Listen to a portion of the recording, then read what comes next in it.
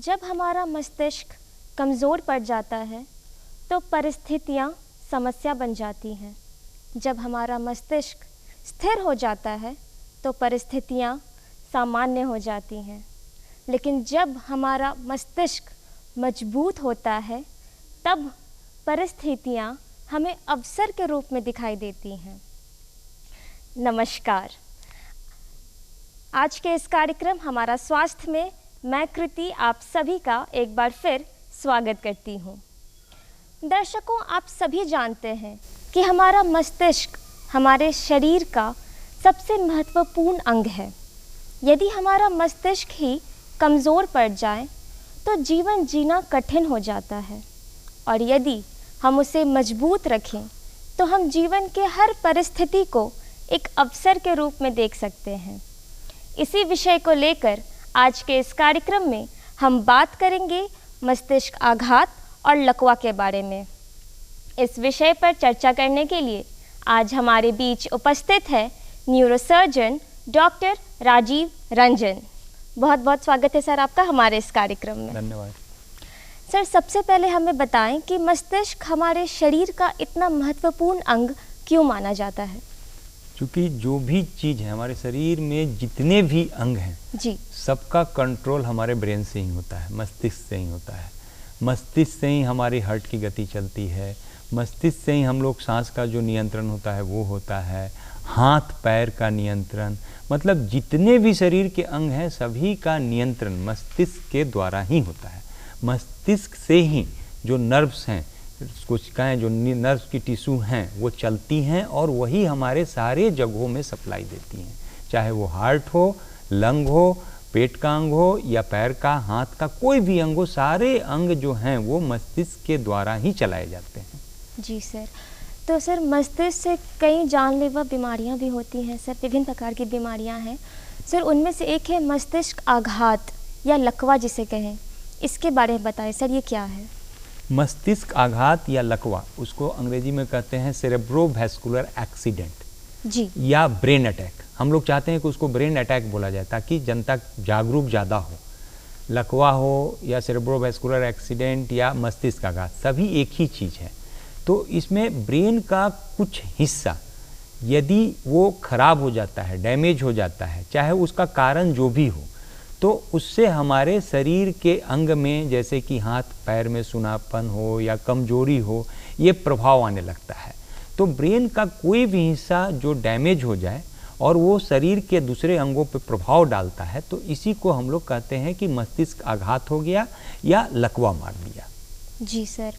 तो सर, इसके कोई लक्षण होंगे जिससे हम जानकारी, मतलब पहले से हमें पता चल सके इस बीमारी के बारे में? पहले से हम लोगों को इस बीमारी के पता, मतलब सभी लोगों में नहीं, कुछ लोगों में हम लोगों का इस बीमारी के बारे में पता चल पाता है यदि TIA हो, ट्रांजिएंट इस्चेमिक अटैक उसको बोला जाता है। TIA क्या होता है कि हमारे शरीर का कोई अंग, या तो हाथ या पैर में हल्की कमजोरी आ जाए, सुनापन आ जाए और वो 24 घंटे के अंदर पूर्णतया ठीक हो जाए, तो उसको हम लोग TIA कहते हैं। यदि किसी मरीज को TIA हो रहा है, इसका मतलब है कि वो आपको चेतावनी है कि आपको लकवा का अटैक हो सकता है। या मान लीजिए हमें ब्लड प्रेशर की बीमारी है, या घर परिवार के किसी सदस्यों को, हमारे बड़े बुजुर्गों को लकवा की बीमारी हुई थी या हार्ट का बीमारी हुआ था, तो वैसे आदमी, वैसे लोगों को सचेत रहना चाहिए कि भाई हमें लकवा मार सकता है। लेकिन कोई आपको पहले से सिम्टम आएगा तो केवल एक ही है TIA, जिसको कि ट्रांजिएंट इस्चेमिक अटैक कहते हैं, जिसको कि क्षणिक लकवा भी कह लीजिए। ज़्यादातर लोग क्षणिक लकवा जो होता है उसको नज़रअंदाज कर जाते हैं। यदि उसको नज़रअंदाज न करें, उसको हम सीरियसली लें, तो हो सकता है कि आगे बृहद पैमाने पर लकवा से बचा जा सके। तो सर, आपने कहा कि मतलब जो दिल के मरीज़ हैं उन्हें खास ख्याल रखना पड़ता है। सर, कोई प्रॉपर एज ग्रुप हो कि इस एज ग्रुप में ज़्यादा पाए जाए मस्तिष्क आघात? आज के डेट में ये देखा जा रहा है कि मस्तिष्क आघात सभी उम्र के लोगों में हो रहा है, लेकिन सबसे ज़्यादा जो है वो 50-55 के बाद वाले लोगों में होता है। लेकिन यंग स्ट्रोक भी आजकल चलने लगा है। तो उम्र यदि देखिएगा तो सबसे ज़्यादा लकवा जो मारता है वो 55 के बाद वाले लोगों में मारता है। प्लस मर्द में लकवा की संभावना महिलाओं के अपेक्षा थोड़ी ज़्यादा है, लेकिन मृत्यु दर जो है वो महिलाओं में लकवा से ज़्यादा होता है मर्द के तुलना में। तो लकवा आज के डेट में सभी वर्गों में, सभी उम्र के लोगों में हो सकता है, लेकिन बड़े बुजुर्ग जो जिनका उम्र 55 के पार हो गया हो उसमें लकवा होने की संभावना ज़्यादा रहती है। सर, इसका कोई कारण हो मस्तिष्क आघात होने का? मस्तिष्क आघात जो होता है वो 2 कारणों से माना जाता है, मुख्य रूप से 2 कारणों से माना जाता है। या तो खून की नलियां बंद हो जाती हैं जिसको कि इस्चेमिक स्ट्रोक कहते हैं, या खून की नलियों में रिसाव आ जाए, खून की नलियां फट जाती हैं जिसको कि हेमरेजिक स्ट्रोक कहते हैं। तो मुख्य रूप से यही 2 कारण होता है, एक होता है जो कि इस्चेमिक स्ट्रोक कहलाता है और एक होता है जो कि हेमरेजिक स्ट्रोक कहलाता है।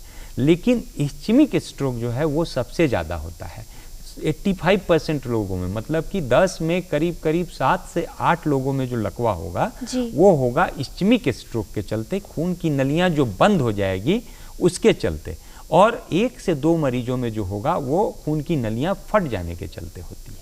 तो सर, इसके इलाज के बारे में बताएं कि इसका निदान कैसे किया जा सकता है? इसका इलाज देखिए, अभी इलाज जो होता है, जैसे आपने पूछा कारण पूछा था, तो कारण तो ये 2 जो कारण हुआ आपका बृहत रूप से हो गया, लेकिन ये होता क्यों है? ये 2 कारण जो होता है, जैसे खून की नलियां रुक जाती है या खून की नलियां फट जाती है, ये क्यों होता है, उसी पे सारा इलाज केंद्रित रहता है। हो जाने के बाद जो इलाज होता है उससे मरीज को तो ठीक है फायदा होगा, लेकिन हम लोग होने को रोकें कैसे?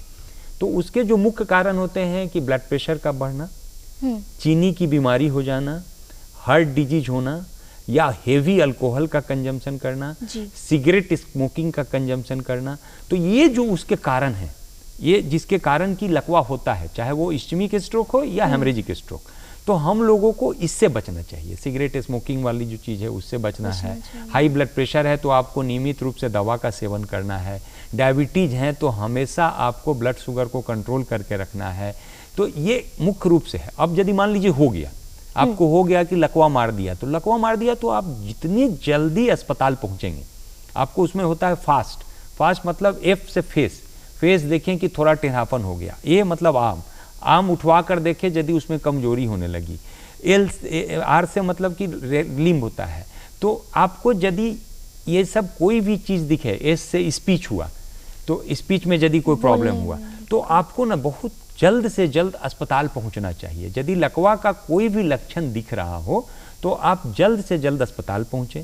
यदि आप 3 से 6 घंटे के अंदर अस्पताल पहुंच जाते हैं और आपका इस्चेमिक स्ट्रोक है, तो आज के डेट में, हालांकि जगह बहुत कम है, अभी भी अपने हिंदुस्तान में बहुत जगह उपलब्ध नहीं है, लेकिन एडवांस आज के डेट में इलाज आ गया है कि एंडोवैस्कुलर तरीके से जाकर जो रुकावट है उस रुकावट को या तो निकाल लिया जाता है, जिसको कि मैकेनिकल थ्रोम्बेक्टोमी कहते हैं, या उस रुकावट को हटा दिया जाता है, गला दिया जाता है, जिसको कि आप कहते हैं थ्रोम्बोलाइसिस।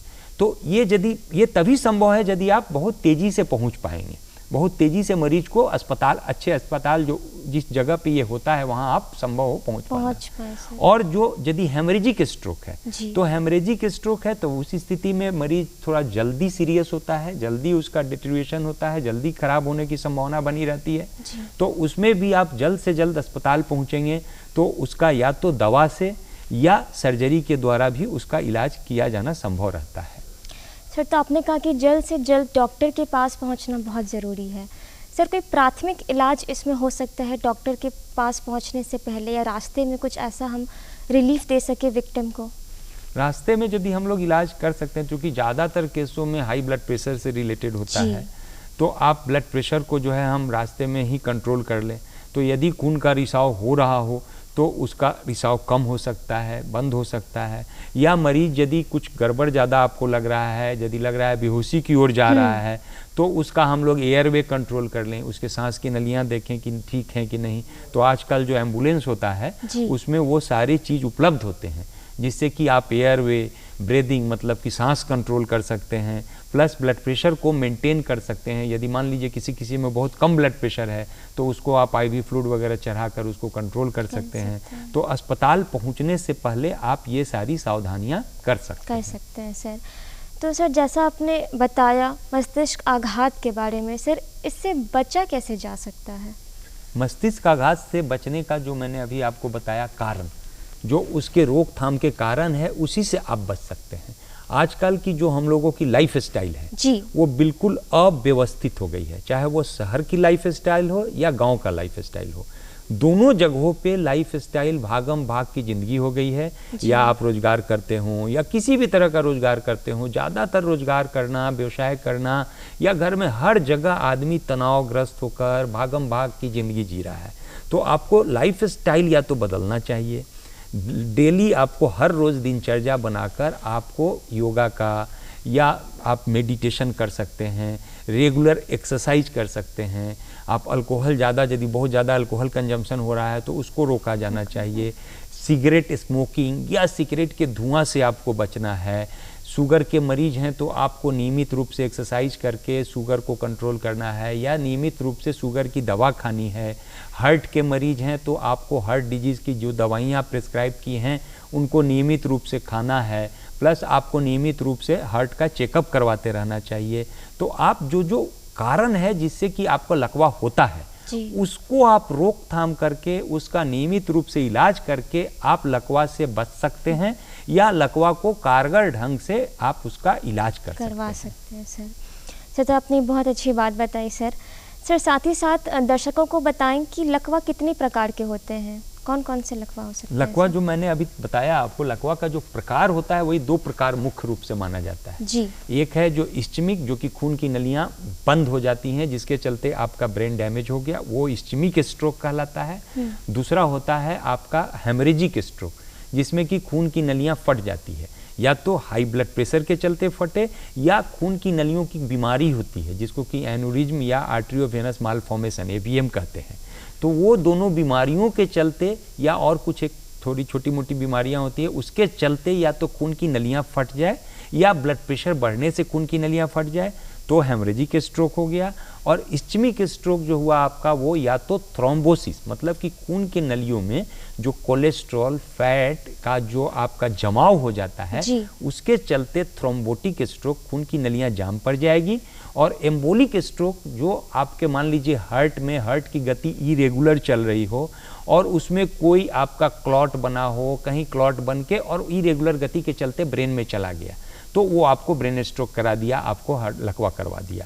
तो यही मुख्य रूप से दो प्रकार होता है, इस्चमिक स्ट्रोक जो कि थ्रोम्बोसिस या एम्बोलिज्म के चलते, और हेमरेजिक स्ट्रोक जो कि हाई ब्लड प्रेशर बढ़ने के चलते मुख्य रूप से होता है। तो सर यदि किसी मरीज को अगर सिर्फ मस्तिष्क आघात या लकवा मारा हो तो वो कितने दिन में ठीक हो सकता है? अब ये ठीक होने वाली जो बात है, आपको मस्तिष्क आघात हो गया, लकवा मार दिया, यदि लकवा मार दिया और हाथ और पैर का मूवमेंट बिल्कुल जीरो हो गया तो उसको ठीक होने में बहुत समय लगेगा। सबसे अंदर उसके अपनी अंदर की इच्छा शक्ति को उसको जागृत आपको बार बार करवाना होगा, नहीं तो मरीज जो है डिप्रेशन में चला जाता है। तो आपको घर परिवार वाले उसकी कितनी कसरत कर रहे हैं, फिजिकल थेरेपी जो है या तो फिजियोथेरेपी से करवा रहे हों या घर परिवार वाले दोस्त महिम जो भी हैं वो उनकी कितनी मदद कर रहे हैं, क्योंकि जिसको लकवा मार दिया वो तो खुद लाचार है जी। अब उसको आपको मेंटल बैकअप देना है, फिजिकल थेरापी करवानी है, ऑक्यूपेशनल थेरापी करानी है। मान लीजिए वो कोई जॉब कर रहा है तो उस जॉब को कैसे वो आगे बढ़ाए, तो इसमें जो समय लगेगा आपको वो आपको लकवा कितना मारा है। लकवा यदि बहुत ज़्यादा मारे हुए हैं, मतलब कि आपका हाथ पैर बिल्कुल नहीं हिल रहा है, तो उसको ठीक होने में बहुत लंबा समय लगेगा। यदि हल्की फुल्की तरह से लकवा मारा है, मान लीजिए थोड़ा चेहरा टेढ़ा हो गया हो, हल्का सा हाथ पैर में सुनापन आ गया हो, तो वैसी स्थिति में ठीक होने में हो सकता है 2 हफ्ता में ठीक हो जाए, हो सकता है महीना 2 महीना में ठीक हो जाए। लेकिन अंदर से मरीज को हमेशा आपको जागृत करके रखना होगा, मरीज को हमेशा विश्वास दिलाते रहना होगा कि आपका लकवा जरूर ठीक होगा, जरूर ठीक होगा, जरूर ठीक होगा, तभी उस आदमी का लकवा ठीक हो सकता है। वो कहते हैं मोटिवेशन और विलिंग पावर, ये दोनों बहुत इंपॉर्टेंट फैक्टर है यहाँ पे। और सर घर परिवार जो है, घर के सदस्य, उनका सराउंडिंग्स, उनका एनवायरनमेंट काफ़ी मैटर करता है सर, ये कह सकते हैं कि वो किस प्रकार मरीज़ को ट्रीट कर रहे हैं। सर साथ ही साथ मैं जानना चाहूँगी कि एक मरीज़ को किन किन समस्याओं का सामना करना पड़ता है लकवा मारने के बाद, उस दौरान? लकवा मारने के दौरान आपको या लकवा मारने के बाद यदि आप घर पे आते हैं, हॉस्पिटल में रहते हैं तो ठीक है, आप हॉस्पिटल में नर्सिंग केयर में हैं जी। आप यदि घर पे आते हैं, आप बिस्तर पे चले गए, आप खुद से करवट भी मान लीजिए नहीं ले पाते हैं, तो आपको यदि घर परिवार वाला करवट नहीं कराएगा तो आपको फिर बेड सोर बन जाएगा, पीछे शरीर के पीछे वाले हिस्से में अंग में जो है आपको घाव बन जाता है। तो फिर उसको ठीक हो पाना लकवा के मरीज में बहुत मुश्किल काम होता है। तो उनको डेली दिनचर्या जो करनी होती है, लैट्रिन बाथरूम की समस्या, खाने पीने की समस्या, मुंह ब्रश करने की समस्या, माने हर तरह की समस्याओं से उनको जूझना पड़ेगा। तो इसीलिए इसमें केयर गिवर्स जो होते हैं, मतलब जो कि उनकी सेवा कर रहे हैं, प्लस घर के जो लोग हैं उनका सबसे ज़्यादा योगदान होता है। जी सर। सर खान पान को लेकर, मतलब खान पान का सेवन किस प्रकार करना चाहिए मरीजों को? खान पान में जैसे आज के डेट में है कि फास्ट फूड का सेवन से आपको बचना होगा। दूसरा, यदि आपको पहले से ब्लड प्रेशर की बीमारी है, डायबिटीज़ है या घर में लकवा की हिस्ट्री है, तो वैसे स्थिति में आपको जो है ज़्यादा ऑयली फूड नहीं खाना है, रेड मीट नहीं खाना है। रेड मीट मतलब कि खस्सी बकरी का जो मांस होता है, रेड मीट उसको कहते हैं। या मुर्गा भी जो है यदि आप खाते हैं, चिकन खाते हैं, उसको भी मिनिमम 1 पीस 2 पीस खाएं, लेकिन ज़्यादा तेल घी वगैरह का यूज उसमें ना हो। मछली आप थोड़ा सेवन कर सकते हैं, लेकिन उसमें भी ज़्यादा तेल घी वगैरह का सेवन ना किया हुआ हो। मतलब कुल मिला के कहिए तो आपको जो है हाई फाइबर डाइट लेना है, जिसमें कि फाइबर ज़्यादा हो, सब्जियों की मात्रा ज़्यादा हो, हरे पत्तेदार सब्जियों की मात्रा ज़्यादा हो, और जो भी आप खाना खाते हैं उसमें फाइबर्स की मात्रा ज़्यादा हो, इसका ध्यान आपको रखना चाहिए। जी सर। और चिकना चीज़ जैसे कि घी, तेल, डालडा, इन सब चीज़ों को अवॉइड करना चाहिए। तो देखते हैं healthy food is very important sir. Sir हम बात कर रहे हैं आज मस्तिष्क आघात की।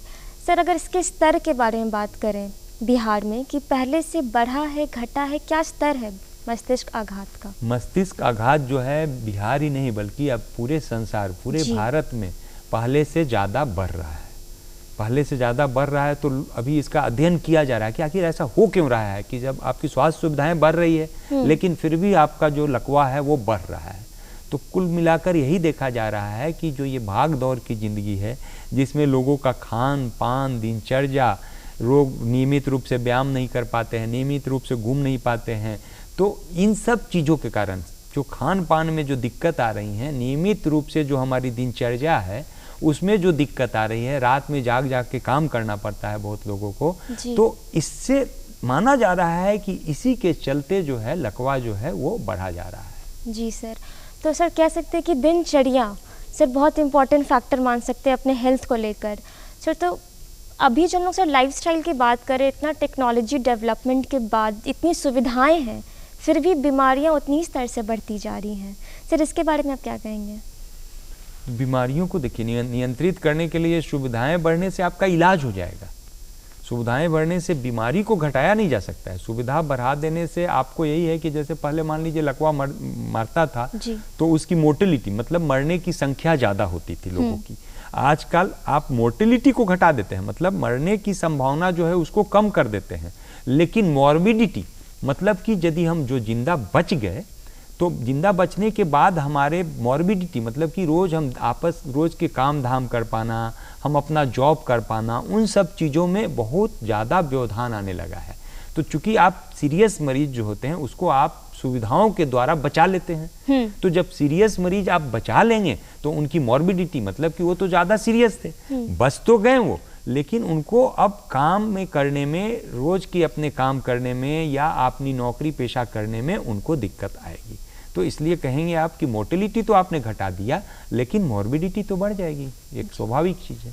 जी सर। सर तो हम बात कर रहे हैं सर मस्तिष्क आघात, सर इतने इलाज के बारे में आपने बताया, इसके उपचार, खान पान कैसा रखना चाहिए, दिनचर्या के बारे में हमने बात किया। तो सर अगर हम कहीं लापरवाही बरतें इस बीमारी को लेकर तो क्या मस्तिष्क आघात जानलेवा बीमारी साबित हो सकता है? मस्तिष्क आघात से आज के डेट में मरने वालों की संख्या उम्मीद करते हैं शायद दूसरा नंबर पे है। सबसे ज़्यादा पूरे विश्व में मस्तिष्क आघात से बहुत ज़्यादा लोगों का डेथ होता है। आप अस्पताल सडन डेथ जो होते हैं, सडन डेथ होता है जो घर में आप पता चलेगा कि मृत पाए गए या हुआ और मर गए, तो दो ही कारण तो मुख्य होता है, या तो मस्तिष्क आघात हुआ या हृदय आघात हुआ। तो हृदय आघात को तो सब लोग जान जाते हैं, अरे हार्ट अटैक हो गया, हार्ट अटैक हो गया, हार्ट अटैक हो गया, लेकिन मस्तिष्क आघात हुआ, आप सडन डेथ हो गया, आपको पता ही नहीं चल पाता है। मस्तिष्क आघात हुआ, बहुत सीवियर है, आप घर पे आए, घर पे आपका केयर ठीक से नहीं हुआ, बेड सोर बनेगा, उसमें इन्फेक्शन होगा, छाती में इन्फेक्शन होगा और आपकी मौत होगी। तो मस्तिष्क आघात से मरने वालों की संख्या आज के डेट में बहुत है। ऐसा नहीं है कि मस्तिष्क आघात जो है एक बहुत बड़ा कारण बनता है आज के डेट में मोर्टेलिटी का, मौत का। सर, ऐसा कोई मैसेज आप दर्शकों को देना चाहें इस विषय को लेकर? इस विषय को लेकर है कि लकवा से डरे नहीं। सबसे पहला, लकवा यदि मार दे, एक तो नहीं मारे इसके लिए आपको उपाय करते रहना है जी। जो कि मैंने बताया आपको, नियमित रूप से व्यायाम करना, योगा करना, खान पान में सुधार करना। और यदि लकवा मार दे तो अपने अंदर यदि आप हिम्मत रखेंगे कि नहीं मुझे लकवा मारा है, मुझे ठीक होकर दिखाना है, तो आप शर्तिया ठीक हो जाते हैं। भले ही वो ठीक है 100% नहीं ठीक होंगे, 75% ठीक होंगे, लेकिन आपकी इच्छा शक्ति अंदर से होनी चाहिए जिसको आपको मजबूत करना होगा, तभी आप लकवा से लड़ाई लड़ सकते हैं और ठीक हो सकते हैं। सर, अगर हम बात अभी कर रहे थे मस्तिष्क आघात की, सर इसके बारे में हमने सब कुछ जाना, लेकिन सर इसका डायग्नोसिस कैसे किया जाता है वो बताएं। आज के डेट में जैसे आपके जो सुविधाएं आप बोल रही थी काफ़ी एडवांस हो गया है, तो इसका डायग्नोसिस भी काफ़ी आसान हो गया है। आप जैसे ही पहुंचेंगे किसी भी अस्पताल में तो सबसे पहले सीटी स्कैन कराया जाता है, माथा सिर का सीटी स्कैन कराया जाएगा। तो यदि हेमरेज होगा, खून की नलियां फटी होंगी तो तुरंत उसमें दिख जाएगा जी। यदि खून की नलियों में रुकावट होगा तो वो सीटी स्कैन में तुरंत आपको नहीं दिखेगा, तो उसके लिए फिर एमआरआई कराने की आवश्यकता होती है। लेकिन आप उससे इलाज करना शुरू कर देते हैं। आप ये जान जाते हैं कि हेमरेज नहीं है तो आप ब्लड थिनर देना स्टार्ट कर देंगे, थ्रोम्बोलाइसिस करना स्टार्ट कर देंगे। तो सीटी स्कैन करके आप ये जान जाते हैं कि हेमरेज नहीं है, इसका मतलब कि ये ठीक उल्टा खून की नलियों में रुकावट आई है, तो आप फटाफट ब्लड थिनर देंगे, उसके बाद उसका थ्रोम्बोलाइसिस करेंगे और उससे उसका इलाज आगे आप बढ़ा सकते हैं। तो सीटी स्कैन और एमआरआई आज के डेट में यही दो मुख्य रूप से जो है इसके डायग्नोसिस के लिए किया जा सकता है।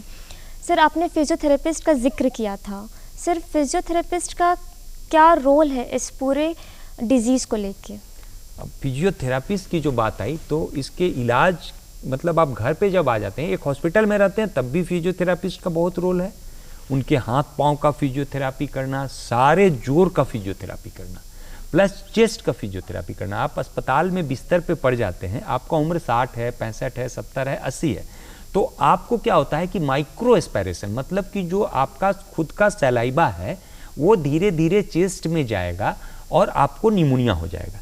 तो उस निमोनिया से बचाव के लिए भी फिजियोथेरापिस्ट जो है वो चेस्ट की फिजियोथेरापी करते हैं। यदि आपका मान लीजिए कि आवाज़ निकलने में दिक्कत हो रही है तो स्पीच थेरापी भी फिजियोथेरापिस्ट ही करेंगे। हाथ पाँव में जो कमजोरी आ गया, सारे जोड़ में अकड़न आने लगती है, तो उसके लिए भी जो है उसका एक्सरसाइज करवाते हैं फिजियोथेरापिस्ट। तरह तरह का सेंक आजकल आ गया है, अल्ट्रासोनिक सेंक है और शॉर्ट वेव डायथर्मी का सेंक है, तो तरह तरह का सेंक जो है ये सारे चीज़ जो है फिजियोथेरापिस्ट के द्वारा किया जाता है। यदि फिजियोथेरापी नहीं होगा, फिजियोथेरापी नहीं कराई जाएगी तो मरीज कभी भी लकवा से ठीक नहीं हो सकता है। फिजियोथेरापी नहीं कराइएगा तो उसके हाथ पाँव में अकड़न आ जाएगा, कॉन्ट्रैक्चर बन जाएगा, बेड सोर बन जाएगा। तो ये सारे चीज़ जो होते हैं, इलाज जो है एक बार आपने डॉक्टर से करा लिया, उसके बाद का जितना भी केयर है वो सारा रोल जो है फिजियोथेरापिस्ट का ही होता है। तो फिजियोथेरापिस्ट का रोल लकवा के मरीजों में, मस्तिष्क आघात के मरीजों में सबसे ज़्यादा होता है। फिजियोथेरापी के बिना बिल्कुल ही लकवा के मरीज को ठीक नहीं किया जा सकता है। सर, तो फिजियोथेरापिस्ट का बहुत इम्पोर्टेंट रोल है इस पूरे प्रोसीजर में। सर, एक मरीज को जब मस्तिष्क आघात होता है उसका इलाज हो जाता है, सर इलाज के बाद उसे किन किन चीज़ों से सावधानी बरतनी चाहिए, कैसे रहन सहन उसे अपना देखना चाहिए, उसके बारे में बताएं। नियमित रूप से हम लोगों को, यदि मान लीजिए आप ठीक होकर घर चले आए या घर रह रहे हैं, तो नियमित रूप से यदि ब्लड प्रेशर की दवा है, ब्लड प्रेशर की दवा आपको खानी है। खून पतला, ब्लड थिनर की दवा है तो ब्लड थिनर की दवा खानी है। फैट जो आपके शरीर के अंदर खून की नलियों में है उसके लिए जो दवा आपको दिया गया है उसका सेवन करना है। किसी भी दिन एक भी टैबलेट जो है मिस नहीं करना चाहिए। ब्लड प्रेशर की हम लोग के पास जो मरीज आते हैं, एक टैबलेट ब्लड प्रेशर का मिस कर जाता है, उसको ब्रेन हेमरेज हो जाता है, लकवा मार देता है। तो हमारा यही कहना होता है कि आप एक भी दिन ब्लड प्रेशर की दवा को मिस न करें। आप जो ब्लड थिनर है उसको भी एक भी दिन मिस न करें, तो आप दोबारा तिबारा लकवा मारने से बचे रहेंगे। सर, तो बहुत बहुत शुक्रिया आपका, आप हमारे इस कार्यक्रम में आई, इतनी अच्छी महत्वपूर्ण जानकारी दी। दर्शकों, मैं उम्मीद रखती हूँ कि डॉक्टर साहब की सारी बातों को आप अपने जहन में रखते हुए इस पे अमल करने की कोशिश करेंगे, और साथ ही साथ ये भी उम्मीद रखती हूँ कि आज आपको हमारा यह कार्यक्रम पसंद आया होगा। अगले कार्यक्रम में एक नए विषय के साथ हम फिर मिलेंगे। तब तक के लिए हमें दीजिए इजाज़त और देखते रहें डीडी बिहार। स्वस्थ रहें, सुरक्षित रहें। नमस्कार।